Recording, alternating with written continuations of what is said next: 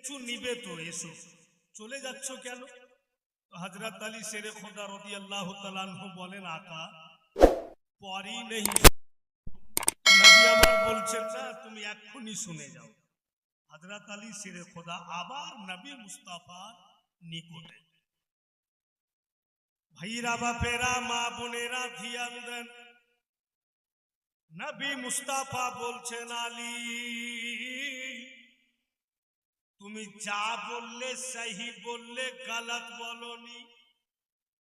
তুমি যখন আমার দরওয়াজাতে পৌঁছিলে আমি আকাই ছিলাম না, আমার পাশে সাইয়্যিদুল মালায়েকা জিবরাইল ছিলেন। হযরতে জিবরাইল আমার সঙ্গে আলাপ আলোচনা করে গেল, ও আলী তুমি যা বলেছো সত্য বলেছো। আমাকে হযরত জিবরিল আমিন বলে গিয়েছেন যে তোমার বিবাহ আমার ফাতেমার সঙ্গে, আমার লাডলি বেটির সঙ্গে আল্লাহ তাবারক ওয়া তাআলা জান্নাতের মধ্যে বিয়ে পড়িয়ে দিয়েছে। এ আলী তোমার বিয়ে আমার লাডলি দুলারির সঙ্গে জান্নাতের মধ্যে যে বিয়ে পড়ানো হয়েছে এটা স্বয়ং আল্লাহ তাবারক ওয়া তাআলা নিজে কাজী হয়ে পড়িয়েছে। আলী তোমার বিয়ে তো জান্নাতে হয়েছে আমার লাডলি বেটির সঙ্গে, আর পড়ানে वाला কে? তো স্বয়ং আল্লাহ। আল্লাহ নিজেই কাজী হয়ে পড়িয়েছে। বুলাই জিবরাইল আমিন আমাকে বলে গেলেন, আকা জান্নাতে আপনার মেয়ের বিয়ে আলীর সঙ্গে আল্লাহ পড়িয়ে দিয়েছে। এবার আল্লাহর হুকুম, আপনি পৃথিবীর বুকে আপনার খাতুনে জান্নাতের সঙ্গে আলীর বিয়ে দেন। এবার দুনিয়ার বুকে তোমার সাথে আমার লাডলি দুলারির বিয়ে হবে। ভাইরা বন্ধু বোনেরা আমার, জিনাদের বিয়ে প্রথম জান্নাতে হয়, আর পড়ানে वाला কে? তো স্বয়ং আল্লাহ। আল্লাহ নিজেই কাজী হয়ে পড়ান। এখানে স্পষ্ট বোঝা গেল যে উনাদের মার্তাবা, উনাদের পজিশন আলাদা। উনাদের সঙ্গে আমরা নিজকে কখনো তুলনা করতে পারি না। মুআজ্জাজ হযরত, আব দুনিয়ার বুকে বিয়ে হবে, নবী মুস্তাফা বলছেন, আলী বিয়ে তো তোমার দিব ফাতেমার সঙ্গে, তোমার কাছে টাকা পয়সা কিছু আছে? বিয়ে হবে তো খরচ যে হবে। হযরত আলী শেরে খোদা বলছেন, ইয়া রাসূলুল্লাহ, ইয়া হাবিবাল্লাহ, আমার কাছে কি আছে আর কি নেই সবই আপনি জানেন। ইয়া রাসূলুল্লাহ, তবে হুজুর আমার কাছে ঘোড়া আছে, যদি আপনার আদেশ হয় তো ঘোড়াটা বিক্রি করে দিই। নবী মুস্তাফা বলেন, আলী গো ঘোড়া যদি বিক্রি করে দাও তো জিহাদের ময়দান তুমি কি নিয়ে যাবে? কিসের উপরে সওয়ার হয়ে যাবে? তাই আলী তোমার ঘোড়া বিক্রি করা চলবে না। হযরত আলী শেরে খোদা বলেন, ইয়া রাসূলুল্লাহ, ইয়া হাবিবাল্লাহ, তবে আমার কাছে তলোয়ার আছে হুজুর। তলোয়ার যদি আপনি আদেশ করেন আমি তলোয়ার বিক্রি করে দিই। নবী মুস্তাফা বলেন, আলী গো তলোয়ার বিক্রি করাও চলবে না, কারণ তলোয়ার যদি বিক্রি করে দাও তুমি কি নিয়ে জিহাদ করবে? হযরত আলী শেরে খোদা বলেন, ইয়া রাসূলুল্লাহ, তবে আমার কাছে একখানা ঢাল আছে, যদি আপনার আদেশ হয় তো আমি ঢাল বিক্রি করে দিই। নবী আমার বলছেন, আলী তুমি ঢাল বিক্রি করে দাও, তোমার ঘোড়া বিক্রি করিও না, তোমার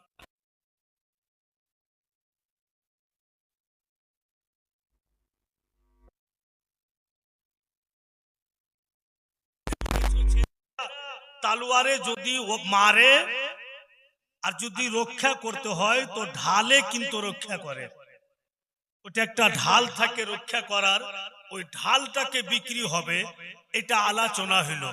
আর এলান হয়ে গেল যে আগামী কালকে হযরত আলী শেরে খোদার ঢাল বিক্রি হবে। সুবহানাল্লাহ। অনেক সাহাবাই কেরামের ভিড় লেগে গিয়েছে, বিশাল বড় মাজমা। ও ছেলেরা তোমরা ভালো আছো? তোমাদের চেহারা দেখে কেমন কেমন লাগছে? হ্যাঁ, মনটা একটু খুশি রাখো বিরাদরান ইসলাম। তো অনেক সাহাবাই কেরাম জমা হয়েছে আর নবী পাককে বলছেন, ইয়া রাসূলুল্লাহ। এই বাবু কি করছো তুমি?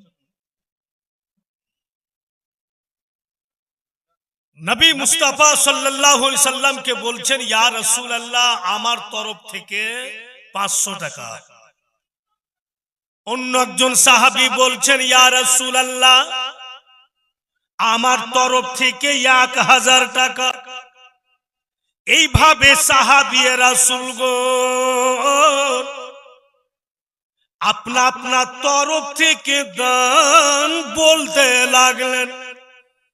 আমার আপনার প্রিয় নবী কোনো উত্তর দিচ্ছেন না, শুধু শুনেই থেকে যাচ্ছেন যে কত টাকা লাগবে, কিছুই বলছেন না। সাহাবী রাসূলগণ বলে, ইয়া রাসূলুল্লাহ ফিদাকা বিউম্মি হুজুর, কিচ্ছু তো বলছেন না, একটু বলেন তো কত টাকা লাগবে? আমরা সবাই তো দাম বলছি, আপনি একবারও হ্যাঁ বলছেন না। ইয়া রাসূলুল্লাহ, যদি আপনি বলে দিতেন যে কত টাকা লাগবে আমাদের সুবিধা হইতো। আমাদের নবী মুস্তাফা দয়ার নবী রাহমাতাল লিল আলামিন বলেন, ওগো তোমরা তো দাম বলছো আর আমি আমার উসমান গনির অপেক্ষা করতেছি। আমার উসমান গনি আসবেন তবে ঢালের দাম ধার্য হবে। যতক্ষণ হযরত উসমান গনি না এসেছেন ঢালের দাম ধার্য হবে না।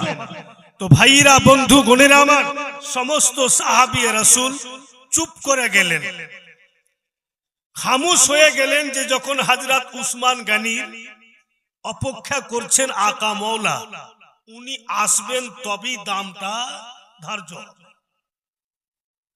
একটু পরে দেখছেন বাপু হযরত উসমান গনি রাদিয়াল্লাহু তাআলা আনহু, উনিও নবী পাকের জামাই। নবী পাকের দুই বেটির বিয়ে হযরত উসমান গনি রাদিয়াল্লাহু তাআলা আনহুর সঙ্গে একের পর এক হয়েছিল।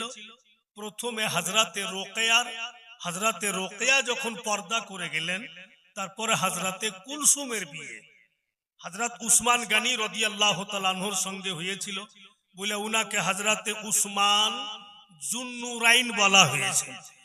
দুই মেয়ের সঙ্গে নবী পাকের দুই বেটির সঙ্গে হযরত উসমান গনির বিয়ে হয়েছিল। উনি বিশাল পয়সাওয়ালা, উনার দৌলতের কমি নাই।